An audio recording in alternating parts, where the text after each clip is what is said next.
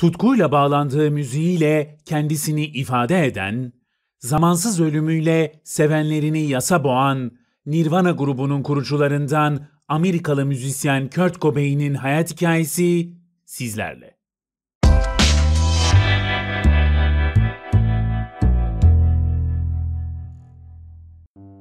Kurt Cobain, 20 Şubat 1967 tarihinde Donald Cobain ve Wendy Elizabeth çiftinin oğlu olarak Amerika'nın Washington şehrinde dünyaya geldiğinde ailesi ona Kurt Donald Cobain adını verdi. Kurt Cobain'in babası Donald Cobain araba tamircisi, annesi Wendy Elizabeth ise bir garsondu. 1976 yılında annesinin ve babasının şiddetli geçimsizlik nedeniyle boşanmasının ardından Kurt Cobain'in velayetini önce babası, daha sonra da annesi aldı. The Melvins adlı okul grubunun bateristi olarak 12 yaşında müzik kariyerine başlayan Kurt Cobain, amcasının kendisine 14. yaş gününde gitar hediye etmesiyle bateriye olan ilgisi gitara doğru yöneldi. 1980 yılında 13 yaşına geldiğinde Kurt Cobain uyuşturucu madde kullanmaya başladı. Müziğe ayırdığı vakit ve yaşadığı ruhsal çalkantılar okulunu bitirmesine engel olunca bu duruma öfkelenen annesi ondan iş bulmasını veya evden ayrılmasını istedi. Kurt Cobain kısa süre içinde kıyafetlerini ve diğer eşyalarını toplayarak evden ayrıldı. Müziğe karşı olan ilgisi zamanla tutkuya dönüşen Kurt Cobain, The Melvins grubunun davulcusu Dale Crover ile birlikte 1985 yılının başlarında Fecal Matter adında yeni bir grup kurdu. Fakat grup istenilen başarıyı elde edemeyince 1986 yılında dağıldı. Kurt Cobain çeşitli gruplarda görev aldıktan sonra 1987 yılında Chris Novoselic ile beraber Nirvana adlı grubu kurdu. Din bu süre zarfında Cobain için önemli bir ilham kaynağı oldu ve çalışmalarında Hristiyan dininin imgelerini sıklıkla kullandı.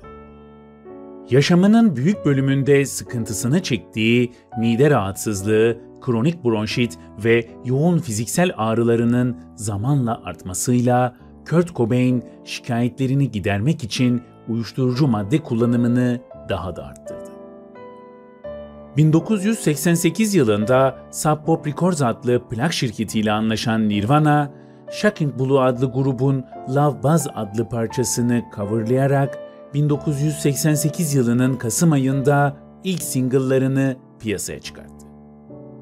Eksikliği hissedilen bateristi bulana kadar birçok kişiyle çalışan Nirvana, Chet Channing ile bu boşluğu doldurup 15 Haziran 1989 tarihinde ilk stüdyo albümleri Bleach'i piyasaya çıkarttı.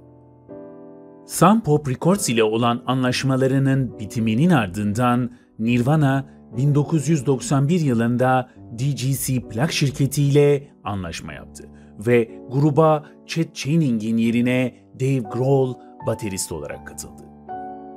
24 Eylül 1991 tarihinde piyasaya çıkarttığı ikinci albümü Nevermind, birçok ülkenin müzik listesinde 1. sırada yer alırken, United Kingdom Albums Chart listesinde 7. sıraya, United States Billboard 200 listesinde de 1. sıraya yükseldi.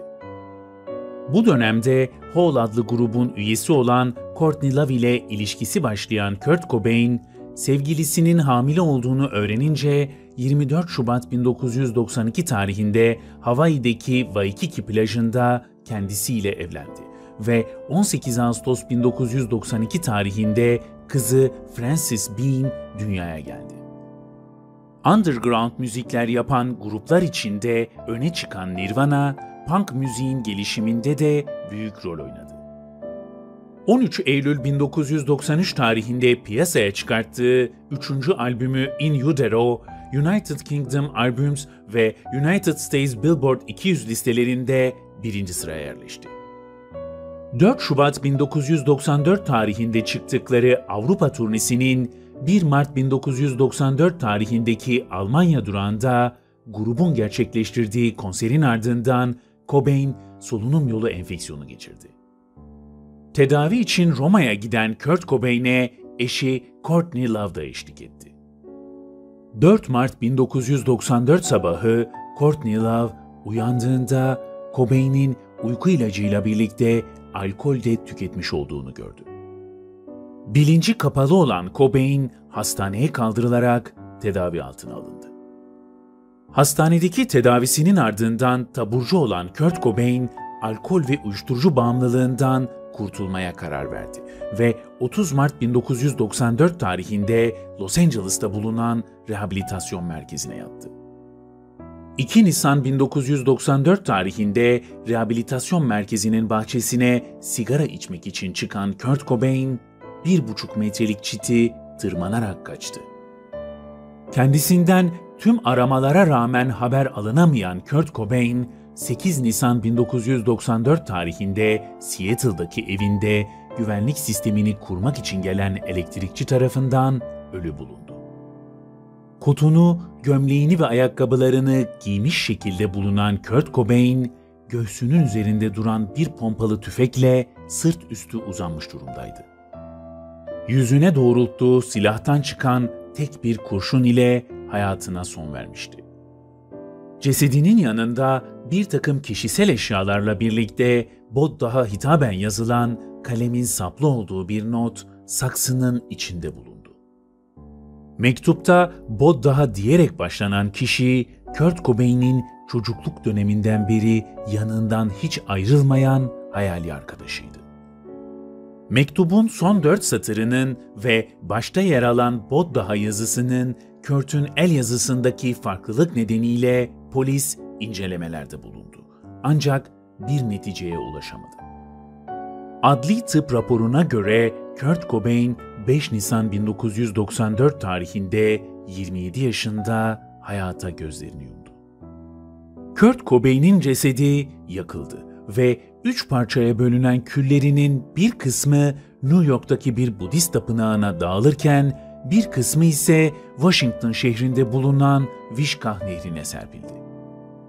Küllerin kalan son kısmı ise Courtney Love'da kaldı. Paylaştığımız biyografiyi sonuna kadar dinlediğiniz için sizlere çok teşekkür ederiz. Değerli yorumlarınızla, beğenilerinizle ve de paylaşımlarınızla daha da geniş kitlelere ulaşacağımızı lütfen unutmayın. Sevgiyle ve takibimizde kalın.